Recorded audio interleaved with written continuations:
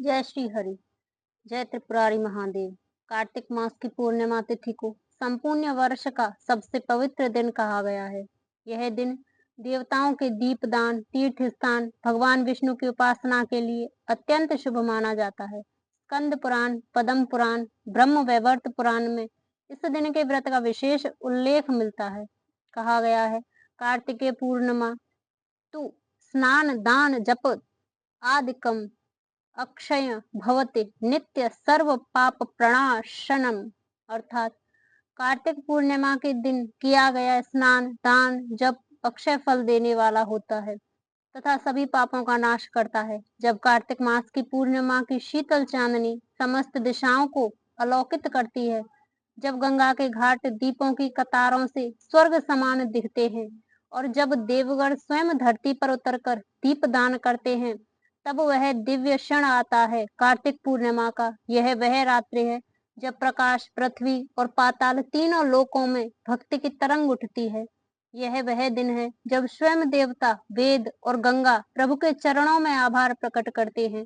आज हम इस पावन अवसर पर सुनेंगे वे अद्भुत और दिव्य कथाएं, जिनमें एक कथा हमें बताती है कैसे भगवान विष्णु ने प्रलय के अंधकार में डूबे वेदों को बचाने के लिए मत्स्य रूप धारण किया। वहीं दूसरी कथा में हमें ले जाएगी उस क्षण में जब भगवान शिव ने त्रिपुरासुर के तीनों नगरों का संहार कर धर्म की ज्योति को पुनः प्रज्वलित किया।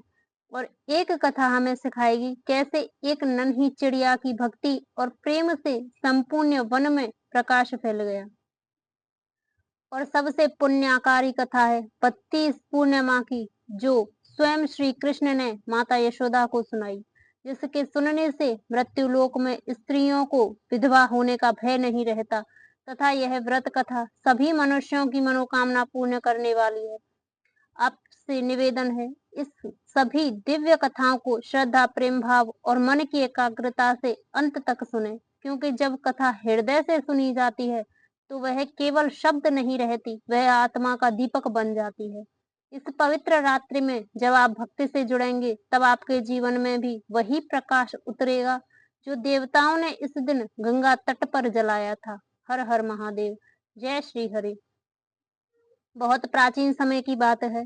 एक नगर में दामोदर नामक वैश्य रहता था। वह अत्यंत धनवान था, परंतु अत्याचारी और कंजूस भी था। उसने कभी किसी गरीब की सहायता नहीं की, न किसी को देवता को दान दिया। समय के साथ उसका सारा धन धीरे धीरे नष्ट हो गया और अंत में वह निर्धन होकर दर दर भटकने लगा। एक दिन वह साधु के पास पहुंचा और बोला, स्वामी, मेरे जीवन में इतना दुख क्यों आया? साधु ने ध्यान लगाकर कहा, हे पुत्र, तूने जीवन भर कभी दान, स्नान, जप या दीपदान नहीं किया, परंतु अभी भी अवसर है। कार्तिक पूर्णिमा के दिन स्नान कर भगवान विष्णु जी के मंदिर में दीप जलाकर तुलसी के नीचे घी का दीपक रख दे, तेरा भाग्य अवश्य बदलेगा। साधु की बात मानकर दामोदर ने वैसा ही किया। कार्तिक पूर्णिमा की रात्रि में उसने स्नान कर तुलसी वृंदावन में दीप जलाया और भगवान विष्णु का ध्यान करते हुए कहा, हे दामोदर, हे नारायण, मेरे पापों को क्षमा करें। उस क्षण दिव्य आकाशीय ध्वनि हुई, वत्स, तेरे पाप नष्ट हुए, अगले जन्म में तू स्वर्गीय लोक में निवास करेगा। कहते हैं उसी रात्रि में जब उसने प्राण त्यागे तो विष्णु दूत उसे स्वर्ग ले गए। तब से इस दिन को देव दीपावली कहा जाता है, क्योंकि इस दिन देवता स्वयं गंगा तट पर दीप जलाते हैं। जय श्री हरि विष्णु। विष्णु जी के मत्स्य अवतार की कथा। बहुत प्राचीन काल में जब एक कल्प का अंत निकट आया, तब प्रलय की तीव्र लहरें उठने लगी। समुद्र अपनी मर्यादा तोड़कर पृथ्वी को निगलने लगा, पर्वत डूबने लगे, आकाश में अंधकार छा गया। उस समय समस्त सृष्टि जलमग्न हो गई थी। ब्रह्मा जी वेदों का पठन कर रहे थे, तभी एक असुर हयग्रीव ने उन्हें छल से चुरा लिया और सागर की गहराइयों में छिपा दिया। जब ब्रह्मांड ज्ञान में शून्य हो गया, तब समस्त देवगण भयभीत होकर भगवान विष्णु की शरण में पहुंचे। वे बोले, हे प्रभु, यदि वेद न रहे तो सृष्टि नष्ट हो जाएगी, धर्म लुप्त हो जाएगा। तब भगवान विष्णु मुस्कुराए और बोले, मैं मत्स्य रूप धारण कर उन वेदों की रक्षा करूंगा। इतना कहकर वे जल में प्रविष्ट हुए और मत्स्य अवतार धारण किया, एक दिव्य मछली के रूप में, जिसका आकार क्षण क्षण में बढ़ता गया। उसी समय एक राजर्षि सत्यव्रत, जो आगे चलकर वैवस्वत मनु कहलाए, नदी में स्नान कर रहे थे। उन्होंने अपने पात्र में एक छोटी मछली देखी, जो बोली, हे राजन, मुझे इन जलचरों से बचाइए। राजा ने उसे अपने पात्र में रख लिया। वह शीघ्र ही बड़ी हो गई। राजा ने उसे तालाब में छोड़ा, परंतु वहां भी वह बढ़ती गई, फिर झील में, फिर समुद्र में। अतः भगवान विष्णु ने अपने दिव्य रूप में दर्शन दिए। उन्होंने कहा, हे मनु, 7 दिन पश्चात प्रलय आरंभ होगा। तुम एक विशाल नौका बनवाओ और 7 ऋषियों के साथ उसमें प्रवेश करना। मैं मत्स्य रूप में आऊंगा और उस नौका को अपने श्रृंग से बांधकर सुरक्षित ले जाऊंगा। समय आया, प्रलय आरंभ हुआ। महासागर की लहरों पर नौका डगमगाने लगी, पर भगवान विष्णु मत्स्य रूप में प्रकट हुए और उसे अपने सींग में बांध लिया। सृष्टि का समस्त बीज, वेद, ऋषि और धर्म उस नौका में सुरक्षित रहे। प्रलय के अंत में जब जल शांत हुआ, तब मत्स्य भगवान ने हैग्रीव राक्षस का वध किया और ब्रह्मा जी को वेद पुनः प्रदान किए। कहते हैं, वह दिन था कार्तिक पूर्णिमा। भगवान विष्णु ने वेदों की रक्षा कर धर्म की ज्योति को पुनः प्रकाशित किया। इसलिए इस दिन मत्स्य अवतार की आराधना और दीपदान का विशेष महत्व है। कार्तिक पूर्णिमा के दिन प्रातः ब्रह्म मुहूर्त में उठकर गंगा या किसी पवित्र नदी में स्नान करें। यदि नदी ना मिले तो घर में जल में गंगा जल मिलाकर स्नान करें। भगवान विष्णु का पीत वस्त्र, तुलसी दल, दीप, धूप, नैवेद्य और पुष्प से पूजन करें। शाम के समय दीपदान अवश्य करें। तुलसी मंदिर, नदी, कुएं और अपने द्वार पर घी का दीपक जलाएं। इस दिन ओम नमो नारायणाय नमः मंत्र का जप अत्यंत शुभ माना गया है। जो व्यक्ति इस दिन ब्रह्मचर्य का पालन करता है और व्रत रखता है, उसे सहस्त्र यज्ञ का फल प्राप्त होता है। कार्तिक पूर्णिमा का व्रत करने से जिस प्रकार चंद्रमा अपनी पूर्णता शीतल और तेजस्वी हो जाता है, वैसे ही भक्त का जीवन भी दिव्य प्रकाश से भर जाता है। जो व्यक्ति इस दिन भगवान विष्णु और भगवान शंकर दोनों की पूजा करता है, उसे बैकुंठ धाम की प्राप्ति होती है। अब हम सुनेंगे 32 पूर्णिमा की संपूर्ण व्रत कथा। जय श्री कृष्णा। जय श्री यशोदा जी को बतलाया कि 32 पूर्णिमाओं के व्रत करने से क्या फल मिलता है और सर्वप्रथम इस व्रत को मृत्युलोक में किसने किया था। जब चंद्रमा का दिन और उसकी पुण्य कलाएं एक साथ आती हैं, तब उसकी दिव्य शक्तियां दोगुनी हो जाती हैं। यह रात्रि केवल उजाले की नहीं, बल्कि शांति और सौंदर्य, आरोग्य की रात्रि होती है। पूर्णिमा तिथि का हिंदू धर्म में बहुत महत्व है, लेकिन कार्तिक पूर्णिमा का महत्व और भी कहीं ज्यादा बढ़ जाता है। इस दिन भगवान विष्णु और भोलेनाथ का पूजन अवश्य करना चाहिए। साथ ही पूर्णिमा की इस कथा का पाठ करने से व्रत का फल दोगुना मिलता है। श्रद्धा और भक्ति भाव से सुनते हैं कार्तिक पूर्णिमा की संपूर्ण व्रत कथा। द्वापर युग में एक समय की बात है कि यशोदा जी ने कृष्ण से कहा, हे कृष्ण, तुम सारे संसार के उत्पन्न करता, पोषण तथा उसके संहार करता हो। आज कोई ऐसा व्रत मुझसे कहो जिसके करने से मृत्युलोक में स्त्रियों को विधवा होने का भय न रहे, तथा यह व्रत सभी मनुष्यों की मनोकामनाओं को पूर्ण करने वाला हो। श्री कृष्ण कहते हैं, हे माता, तुमने अति सुंदर प्रश्न किया है। मैं तुमसे ऐसे ही व्रत को सविस्तार कहता हूँ। सौभाग्य की प्राप्ति के लिए स्त्रियों को द्वात्रिशंत अर्थात 32 पूर्णिमाओं का व्रत करना चाहिए। इस व्रत को करने से स्त्रियों को सौभाग्य संपत्ति मिलती है। यह व्रत अचल सौभाग्य को देने वाला है। भगवान शंकर के प्रति मनुष्य मात्र की भक्ति को बढ़ाने वाला है। यशोदा जी कहने लगी, हे कृष्ण, सर्वप्रथम इस व्रत को मृत्युलोक में किसने किया था, इसके विषय विस्तार पूर्वक मुझसे कहो। श्री कृष्ण जी कहने लगे, इस भूमंडल पर एक अत्यंत प्रसिद्ध राजा चंद्रहास से पालित अनेक प्रकार के रत्नों से परिपूर्ण कातिका नाम की एक नगरी थी। वहां धनेश्वर नाम का एक ब्राह्मण था और इसकी स्त्री अति सुशील रूपवती थी। दोनों ही उस नगर में बड़े प्रेम के साथ रहते थे। घर में धन धान्य आदि की कोई कमी नहीं थी। उनको एक बड़ा दुख था, उनके कोई संतान नहीं थी, जिस वजह से वह बहुत दुखी रहते थे। एक दिन एक बड़ा तपस्वी योगी उस नगरी में आया। वह योगी बाकी सभी घरों में भिक्षा मांग कर भोजन किया करता था, लेकिन उस ब्राह्मण के घर में भिक्षा नहीं मांगा करता था। एक दिन योगी गंगा किनारे भिक्षा मांगकर प्रेम पूर्वक खा रहा था कि धनेश्वर ने योगी को सब करते देख लिया। सब कार्य किसी प्रकार से देख लिया। अपनी भिक्षा अनादर से दुखी होकर धनेश्वर योगी से बोले, और सभी घरों से भिक्षा लेते हो, परंतु मेरे घर की भिक्षा कभी भी नहीं लेते, इसका कारण क्या है? योगी कहने लगा कि आपके धर्म कर्म इस बात की आज्ञा नहीं देता है, क्योंकि अभी आप गृहस्थ जीवन में एक सुख से वंचित हैं।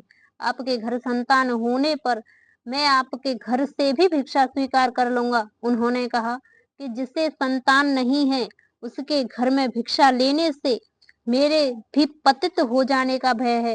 धनेश्वर की यह बात सुनकर बहुत दुखी हुआ और हाथ जोड़कर योगी के पैरों में गिर पड़ा तथा दुखी मन से कहने लगा कि आप मुझे संतान प्राप्ति के उपाय बताएं। आप सर्वज्ञ हैं, मुझ पर अवश्य ही कृपा कीजिए। धन की मेरे घर में कोई कमी नहीं है, लेकिन मैं संतान न होने के कारण अत्यंत दुखी हूँ। आप मेरे इस दुख का हरण कीजिए। यह सुनकर योगी कहने लगा, तुम चंडी की आराधना करो। घर पहुंचकर उन्होंने यह सारी बात अपनी पत्नी को बताई और दुख खुद वन में चला गया। वन में पहुंचकर उसने चंडी की आराधना की, उपासना की। चंडी ने 16 दिन उसको सपने में दर्शन दिए और कहा, हे धनेश्वर, जा तेरे पुत्र होगा, लेकिन उसकी आयु सिर्फ 16 वर्ष की होगी। 16 वर्ष की आयु में ही उसकी मृत्यु हो जाएगी। अगर तुम दोनों स्त्री और पुरुष 32 पूर्णिमाओं को व्रत करोगे तो यह दीर्घायु हो जाएगा। जितनी तुम्हारी सामर्थ्य हो उतने दिए जलाकर शिव जी का पूजन करना, लेकिन पूर्णमासी 32 ही होनी चाहिए। सुबह होते ही तुम्हें इस स्थान के पास एक आम का पेड़ दिखाई देगा। उस पर चढ़कर एक फल तोड़कर अपने घर चले जाना। अपनी स्त्री को इस बारे में बताना। सुबह स्नान करने के बाद वह स्वच्छ होकर शंकर जी का ध्यान करके उस फल को खा ले। तब शंकर भगवान की कृपा से उसको गर्भ हो जाएगा। जब ब्राह्मण सुबह उठा तो उसे उस स्थान पर आम का पेड़ दिखाई दिया और वह उससे फल तोड़ने के लिए चढ़ा, लेकिन वह पेड़ पर चढ़ नहीं पा रहा था। यह देखकर उसे बड़ी चिंता हुई।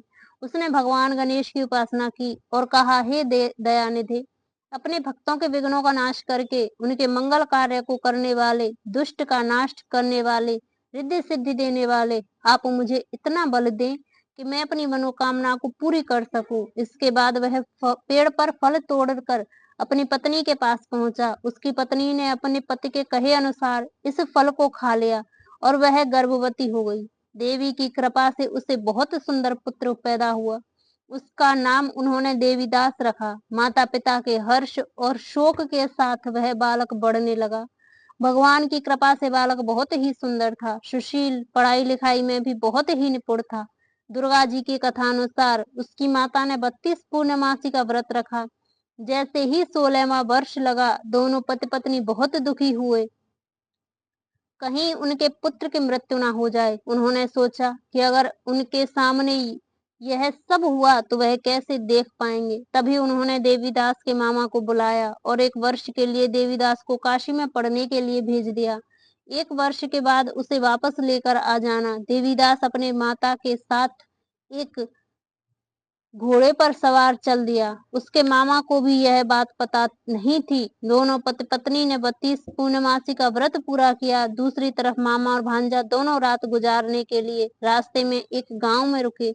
उस दिन उस गांव में ब्राह्मण की कन्या का विवाह होने वाला था। जिस धर्मशाली में वर और बारात के बाकी लोग रुके हुए थे, उसी धर्मशाला में देवीदास और उसका मामा ठहर गए। उधर कन्या को तेल आदि चढ़ने के बाद जब लग्न का समय आया तो वर की तबीयत खराब हो गई। वर के पिता ने अपने परिवार वालों से विचार विमर्श करके कहा कि यह देवीदास मेरे पुत्र जैसा ही है, मैं इसके साथ लग्न करा दूं और बाद में बाकी सारे काम मेरे बेटे के साथ पूरे हो जाएंगे। ऐसा कहने के बाद वर के पिता देवीदास को मांगने के लिए उसके मामा के पास गए और उन्हें सारी बात बताई। मामा ने कहा कि कन्यादान में जो कुछ भी मिलेगा वो हमें दे दिया जाए। वर के पिता ने इस बात स्वीकार कर ली। इसके बाद देवीदास का विवाह कन्या के साथ संपन्न हुआ। इसके बाद वह अपनी पत्नी के साथ भोजन न कर सका और मन में विचार करने लगा कि ना जाने यह किसकी पत्नी होगी। यह सोचकर उसकी आंखों में आंसू आ गए। तब वधू ने पूछा कि क्या बात है, आप उदास क्यों हैं? तब उसने सारी बातें पत्नी को बता दी। तब कन्या कहने लगी, यह ब्रह्म विवाह के विपरीत है। आप ही मेरे पति हैं, मैं आपकी ही पत्नी रहूंगी, किसी अन्य की कभी नहीं। तब देवीदास ने कहा, ऐसा मत करिए, क्योंकि मेरी आयु बहुत कम है, मेरे बाद आपका क्या होगा? लेकिन उसकी पत्नी नहीं मानी और बोली, स्वामी आप भोजन करिए। दोनों रात में सोने के लिए चले गए। सुबह देवीदास ने पत्नी को 4 नगों से जड़ी एक अंगूठी दी और एक रूमाल दिया और बोला कि हे प्रिय, इसे लो, यह संकेत समझकर स्थिर चित्त हो जाओ। मेरे मरण और जीवन जानने के लिए एक पुष्प वाटिका बना लो, उसमें सुगंध वाली एक नव मल्लिका लगा दो, उसको प्रतिदिन जल से सींचा करो और आनंद के साथ खेलो कूदो। जिस समय और जिस दिन मेरा प्राणांत होगा, उस दिन यह फूल सूख जाएंगे। जब यह फिर से हरे हो जाएं, तो जान लेना मैं जीवित हूँ। यह समझाकर वह वहां से चला गया। जिसके बाद जब वर और बाकी बाराती मंडप में आए, तो कन्या ने उसे देखकर कहा कि ये मेरा पति नहीं है, मेरे पति वह हैं जिनके साथ रात में विवाह हुआ। इसके साथ मेरा विवाह नहीं हुआ है। अगर यह वही है तो यह बताएं कि मैंने इसे क्या दिया है। साथ ही कन्यादान के समय के आभूषण मिले, उन्हें दिखाएं। कन्या की ये सारी बातें सुनकर वह कहने लगा कि मैं यह सब नहीं जानता। इसके बाद मेरी बारात भी अपमानित होकर लौट गई। भगवान कृष्ण बोले, हे माता, इस प्रकार देवीदास काशी चला गया। कुछ समय जब बीत गया तो एक सर्प उसको डसने के लिए वहां आया, लेकिन वह उसको काट नहीं पाया, क्योंकि उसकी माता ने पहले ही 32 पूर्णिमा का व्रत किया था। इसके बाद खुद काल वहां पहुंचा। भगवान की कृपा से तभी वहां माता पार्वती और भगवान गणेश आ गए। देवीदास को मूर्छित दिशा में देखकर माता पार्वती ने भगवान शिव से प्रार्थना की कि महाराज, इस बालक की माता ने पहले ही 32 पूर्णिमा का व्रत कर लिया है, आप इसको प्राण दे। भगवान शिव ने माता पार्वती के कहने पर उसे प्राण दान दे दिया। उधर उसकी पत्नी उसके काल की प्रतीक्षा कर रही थी। उसकी पत्नी ने जाकर देखा कि पुष्प और पत्र दोनों ही नहीं है, तो उसको बहुत आश्चर्य हुआ। और जब उसने देखा कि पुष्प वाटिका फिर से हरी हो गई, तो वह समझ गई कि उसका पति जिंदा है। इसके बाद वह बहुत ही प्रसन्न होकर अपने पिता से कहने लगी कि मेरे पति जीवित हैं, उनको ढूंढिए। और 16वां वर्ष व्यतीत हो गया तो देवीदास भी अपने मामा के साथ काशी चल दिया। इधर उसकी पत्नी के परिवार वाले उन्हें ढूंढने के लिए जा ही रहे थे कि उन्होंने देखा कि देवीदास और उसका मामा उधर ही आ रहे हैं। उसको देखकर उनके ससुर बहुत प्रसन्न हुए और उसे अपने घर ले आए। वहां सारा नगर इकट्ठा हो गया और कन्या ने भी उसे पहचान लिया। देवीदास इसके बाद अपनी पत्नी और मामा को लेकर वहां से चल दिया।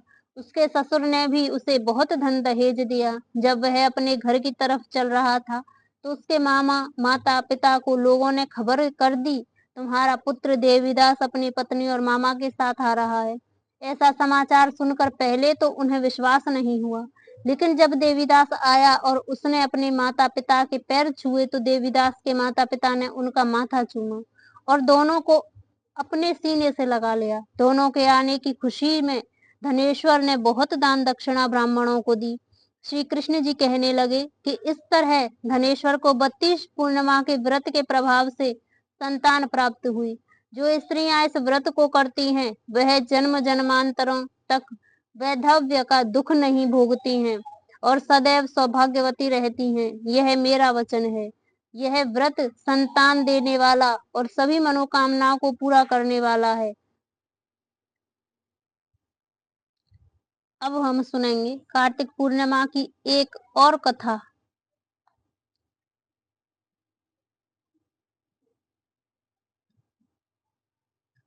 एक समय की बात है, एक शांत सा वन था, जहाँ 4 चिड़िया, 2 मादाएं तथा 2 पितृ प्रति वर्ष कार्तिक मास के आरंभ में स्नान व उपवास करती थी। जब कार्तिक पूर्णिमा आई, तब उन चारों ने सोचा कि इस पवित्र दिन को यादगार बनाने हेतु एक विशेष खिचड़ी बनाएंगी। उन्होंने मिलकर घी, चावल, दाल इकट्ठा की स्नान के बाद तुलसी वृंदावन के पास छोटे से मिट्टी के पात्र में खिचड़ी पकानी शुरू की।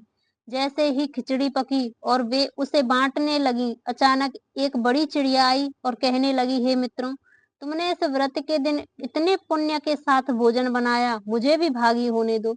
चिड़ियों ने उसे भाग देने में हिचकिचाया पर अंततः सहमति दे दी।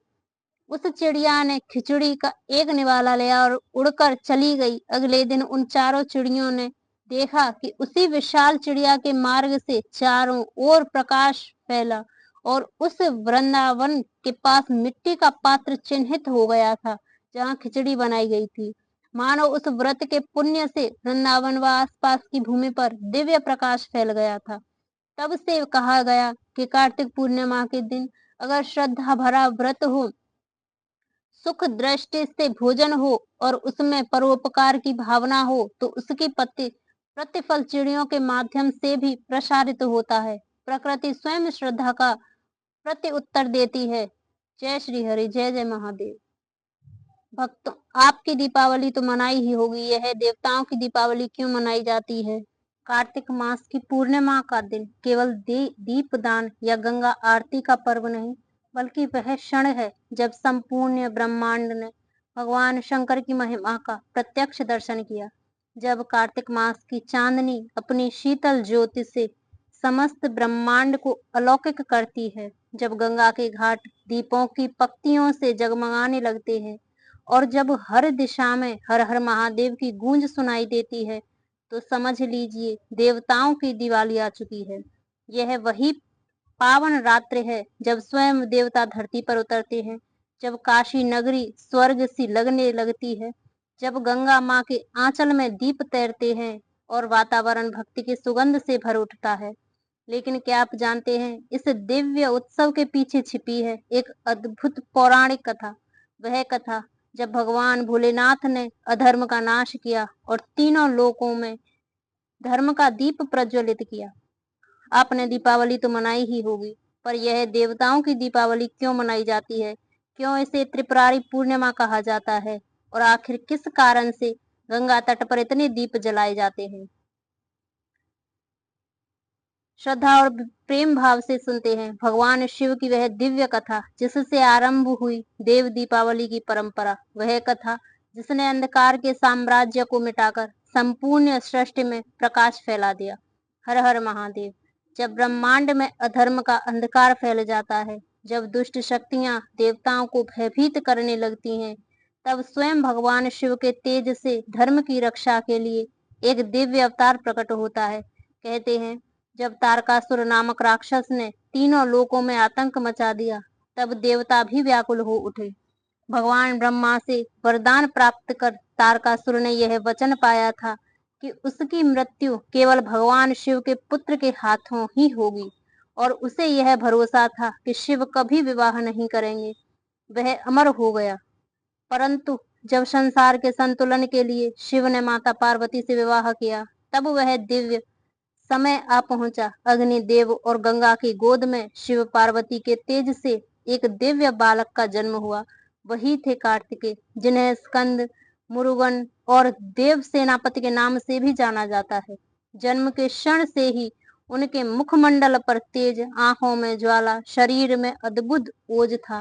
कहते हैं उनका जन्म कार्तिक मास के शुक्ल पक्ष की षष्ठी तिथि को हुआ और केवल 6 दिन की आयु में ही उन्होंने देवताओं की सेना का नेतृत्व संभाल लिया। देवताओं ने उन्हें सेनापति की उपाधि दी और तारकासुर के विनाश का कार्य सौंपा। जब कार्तिकेय अपने दिव्य भाले शक्ति को लेकर रणभूमि की ओर बढ़े, तो समस्त देवता उनके पीछे जय घोष करते चले। तारकासुर अपनी विशाल सेना के साथ प्रकट हुआ। उसकी गर्जना से दिशाएं कांप उठी, लेकिन कार्तिकेय के मुख पर अडिग शांति थी। उन्होंने भगवान शिव का ध्यान किया और एक ही प्रहर में अपना भाला चलाया। भाला सीधा तारकासुर के हृदय में जा लगा और वह भूमि पर गिर पड़ा।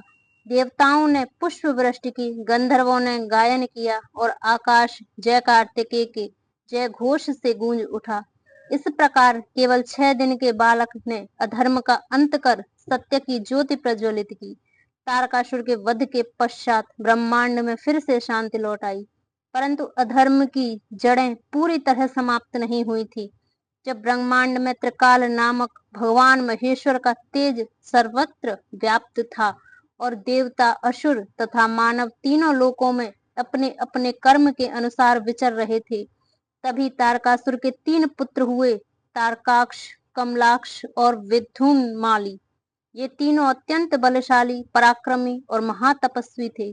अपने पिता की मृत्यु का प्रतिशोध लेने की प्रतिज्ञा लेकर घोर तपस्या के लिए गए। अपने पिता की मृत्यु के बाद अब इन तीनों ने संकल्प लिया कि वे इतनी कठोर तपस्या करेंगे कि स्वयं देवता भी उनसे भयभीत हो जाएं, और यही संकल्प उन्हें ले गया गहन वन में, जहां उन्होंने हजारों वर्षों तक अग्नि, वायु और जल तक का त्याग कर केवल भगवान ब्रह्मा का ध्यान किया। वे तप की ऐसी पराकाष्ठा में पहुंचे कि उनकी देह से अग्नि की लपटें निकलने लगी और समस्त लोकों में तप की ऊष्मा फैल गई। देवगण घबरा उठे। इंद्र, वरुण, अग्नि, कुबेर और स्वयं विष्णु भगवान तक उनके तप से विचलित हो गए। अतः सभी देवता ब्रह्मलोक पहुंचे और प्रार्थना की, हे जगतपति ब्रह्मा, इन दानव पुत्रों की तपस्या से त्रिलोक्य जल रहा है, अब आप इन्हें दर्शन दें, अन्यथा सृष्टि नष्ट हो जाएगी। देवताओं की विनती सुनकर ब्रह्मा जी प्रसन्न हुए और त्रिपुरासुर के पुत्रों के सम्मुख प्रकट हुए। अपने कमल आसन से उठकर उन्होंने कहा, वत्सों, मैं तुमसे अत्यंत प्रसन्न हूँ, वर मांगो।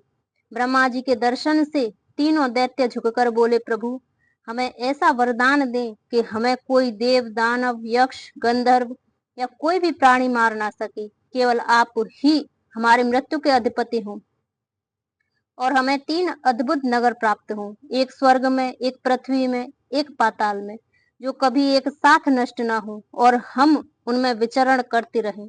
ब्रह्मा जी ने कहा, तथास्तु, परंतु एक शर्त रहेगी। जब तुम्हारे ये तीनों नगर एक ही सीध में आ जाएंगे, तब एक ही बार से कोई तुमको मार सकेगा। दैत्यों ने इसे सरल समझा और प्रसन्न हो गए। ब्रह्मा जी ने वरदान दिया और अंतर्ध्यान हो गए। अब मायासुर ने अपने दिव्य ज्ञान से तीनों नगर रचे, एक स्वर्ण का जो स्वर्ग में था, दूसरा रजत चांदी का जो आकाश में था, तीसरा लोह लोहे का जो पृथ्वी पर था। अब तीनों नगरों में दैत्यों ने ऐसा वैभव रचा जो देवताओं के स्वर्ग से भी सुंदर था। वहां रत्नों की नदियां बहती थीं, पुष्पों की वर्षा होती थी और सब ओर सुख समृद्धि थी। तीनों असुर भाइयों ने उन नगरों का नाम रखा त्रिपुर, त्रिपुरासुर। अब तीनों लोकों में अपनी प्रभुता का विस्तार करने लगे। उन्होंने यज्ञों को भंग किया, ऋषियों की तपस्या में विघ्न डाला, धर्म के मार्ग को नष्ट करना आरंभ किया। देवता उनके अत्याचारों से व्याकुल होकर पुनः भगवान विष्णु के पास पहुंचे, परंतु विष्णु जी ने कहा, जब तक इनका अहंकार अपने चरम पर नहीं पहुंचेगा, तब तक महादेव स्वयं इनके अंत का कारण बनेंगे। समय बीता, त्रिपुरासुर का अत्याचार बढ़ता गया। वे तीनों नगरों से विचरते हुए आकाश, पृथ्वी और पाताल में हाहाकार मचाने लगे और स्वयं को त्रिलोकीनाथ कहने लगे। इसी घमंड के कारण उन्हें त्रिपुरासुर कहा गया। वे ब्रह्मा जी के वरदान से अभेद्य हो गए थे और देवताओं की सारी सेना उनके सामने असहाय थी। देवताओं ने पुनः कैलाश जाकर महादेव जी से प्रार्थना की, भोलेनाथ, आप ही इन अधर्मियों का अंत कर सकते हैं, अब धर्म की रक्षा करें। तथा भगवान शिव से स्मित किया। उनकी तीसरी नेत्र की ज्योति से संहार की ऊर्जा प्रकट हुई। उन्होंने कहा, जब तीनों नगर एक सीध में आ जाएंगे, तब मैं एक ही बार से इनका अंत करूंगा। देवताओं ने ब्रह्मांड के सभी लोकों को एकत्र किया। विशाल रथ का निर्माण हुआ, जिसमें पृथ्वी रथ बनी, सूर्य और चंद्रमा उसके पहिए बने, पर्वत मेरु उसका धुरी और विष्णु जी सारथी बने। ब्रह्मा जी ने धनुष का रूप धारण किया और स्वयं महादेव ने पाशुपत अस्त्र अपने हाथ में लिया। जब समय आया, तीनों नगर एक सीध में आए, तभी भोलेनाथ ने एक ही बाण से त्रिपुरासुर का संहार कर दिया। तीनों नगर भस्म हो गए और आकाश में देवगण जय घोष करने लगे, हर हर महादेव, त्रिपुरांतकाय नमः। उसी दिन देवताओं ने गंगा के तट पर दीप जलाकर भगवान शिव की आराधना की और कहा, आज का दिन धर्म की विजय का है, यही दिवस देव दीपावली कहलाएगा। उस दिन से लेकर आज तक कार्तिक पूर्णिमा को देव दीपावली के रूप में मनाया जाता है, जब स्वयं देवता दीप प्रज्वलित कर महादेव की आराधना करते हैं और काशी नगरी में गंगा माता के किनारे दीपों का समुद्र उमड़ पड़ता है, जो प्रतीक है प्रकाश के उस सत्य का जिसने अंधकार के साम्राज्य को सदा के लिए मिटा दिया। जब भगवान शंकर ने त्रिपुरासुर का वध कर धर्म की स्थापना की, तो यह केवल राक्षसों पर विजय नहीं थी, बल्कि अंधकार पर प्रकाश, अधर्म पर धर्म, अहंकार पर विनम्रता की विजय थी। त्रिपुरासुर के वध के बाद देवता अत्यंत प्रसन्न हुए। उन्होंने भगवान शिव के चरणों में सिर झुकाकर कहा, हे महादेव, आपने संसार को भय से मुक्त किया है, अब हम आपके सम्मान में दीप प्रज्वलित करेंगे। तब समस्त देवता, देवीगण और ऋषि मुनि भगवान शिव की नगरी काशी में एकत्र हुए। भगवान विष्णु ने कहा, यह दिन सदा स्मरणीय रहेगा। जब जब कार्तिक मास की पूर्णिमा आएगी, तब तब देवता दीप जलाकर भगवान शिव का अभिनंदन करेंगे। यही होगा देव दीपावली। उस रात गंगा के घाटों पर अनगिनत दीप जलाए गए। ऐसा प्रतीत हो रहा था जैसे स्वयं गंगा माँ ज्योति का हार पहन चुकी हूँ। दिव्य संगीत, शंखनाद और घंटियों की ध्वनि से संपूर्ण वाराणसी गूंज उठा। देवताओं ने नृत्य किया, अप्सराओं ने पुष्प वर्षा की और स्वर्ग लोक तक शिव नाम की गूंज फैल गई। उस दिन से यह परंपरा आज तक चली आ रही है कि कार्तिक पूर्णिमा की रात्रि में जब लाखों दीप गंगा तट पर जलते हैं, तो कहा जाता है कि स्वर्ग के देवता स्वयं पृथ्वी पर आकर दीपदान करते हैं, इसलिए इसे देवों की दिवाली कहा गया। वाराणसी में इस दिन का दृश्य अत्यंत अद्भुत होता है। 80 घाट से लेकर राजघाट तक गंगा तट पर दीपों की पक्तियां जगमगाती हैं। ऐसा लगता है मानो स्वर्ग उतर आया हो। गंगा की धारा से तैरते दीप भक्तों की आस्था के प्रतीक बनकर बहते जाते हैं। लोग इस दिन ब्रह्म मुहूर्त में गंगा स्नान करते हैं। ऐसा माना जाता है कि कार्तिक पूर्णिमा का स्नान सभी पापों का नाश कराता है। जो व्यक्ति इस दिन गंगा स्नान, दीपदान और दान करता है, उसे अनंत पुण्य प्राप्त होता है। शास्त्रों में कहा गया है, कार्तिक के पूर्णिमा तू स्नान दान तप क्रिया यत्फल लभते नरणा न तत्स वर्षे कर्मेशु, अर्थात कार्तिक पूर्णिमा के दिन किया गया स्नान, दान और तपस्या अन्य सभी कर्मों से अधिक फलदायी होती है। इस दिन घर घर में दीपक जलाए जाते हैं। तुलसी के पास, मंदिर में, घर के मुख्य द्वार और छत पर दीप प्रज्वलित कर कहा जाता है, दीपम समर्पयामः, हर हर महादेव। इस रात भगवान विष्णु और महादेव दोनों की पूजा विशेष रूप से की जाती है, क्योंकि यही वह क्षण है जब देवता दीपों द्वारा आभार प्रकट करते हैं। गंगा आरती का दृश्य इस दिन अत्यंत मोहक होता है। सैकड़ों पंडित एक साथ दीपमालाएं लेकर गंगा मां की आरती करते हैं और वातावरण में भक्ति संगीत और शिव नाम की गूंज फैल जाती है। लोग कहते हैं, जो व्यक्ति इस दिन गंगा तट पर दीपदान करता है, उसे अगले जन्म में स्वर्ग लोक की प्राप्ति होती है। घर में भी घी के दीपक जलाकर लक्ष्मी नारायण, महादेव और तुलसी माता की पूजा करने का विधान है।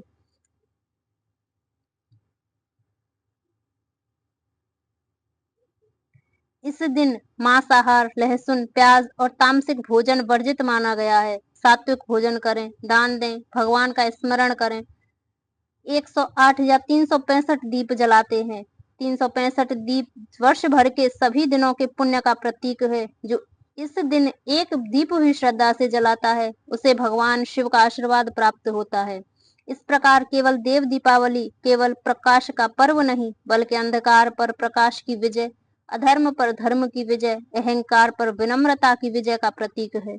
कार्तिक पूर्णिमा की यह देव दीपावली हमें सिखाती है कि जब जब अधर्म बढ़ेगा, तब तब महादेव जैसे त्रिपुरारी प्रकट होंगे और संसार को पुनः धर्म के मार्ग पर लाएंगे।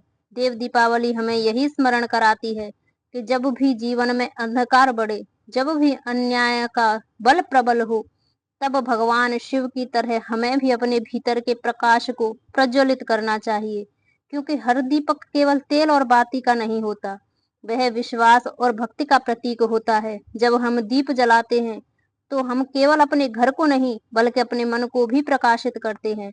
इस दिन गंगा स्नान, दीपदान, शिव पूजन का अर्थ यही है कि हम अपने जीवन में अंधकार को भक्ति के प्रकाश से भर दें। काशी नगरी में जब करोड़ों दीप एक साथ जलते हैं तो ऐसा प्रतीत होता है मानो स्वयं देवता धरती पर उतर आए हों।